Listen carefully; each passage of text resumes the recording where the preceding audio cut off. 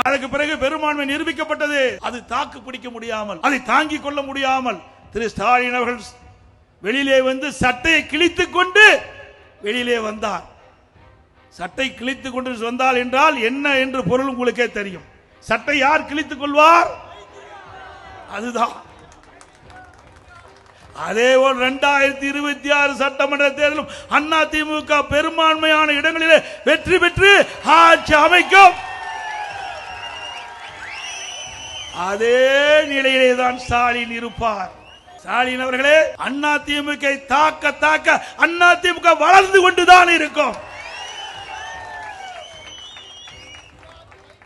இன்றைக்கு ஆட்சி பொறுப்பேற்று 4.5 ஆண்டு காலம் நிறைவேற்ற பெற்றுவிட்டது. இந்த 4.5 ஆண்டு திராவிட முன்னேற்ற கழக ஆட்சியில என்ன சாதனை படைத்தீர்கள் தமிழ்நாட்டு மக்களுக்கு சிந்தித்து பாருங்கள். அனைத்து இந்திய அண்ணா திராவிட முன்னேற்ற கழக ஆட்சியிலே கொண்டு வரப்பட்ட திட்டம், முடிக்கப்பட்ட திட்டத்தை தான் நீங்கள் ரிப்பன் வெட்டி திறந்து வைத்துக் கொண்டிருக்கிறீர்கள். வேற என்ன சாதனை செய்தீர்கள்?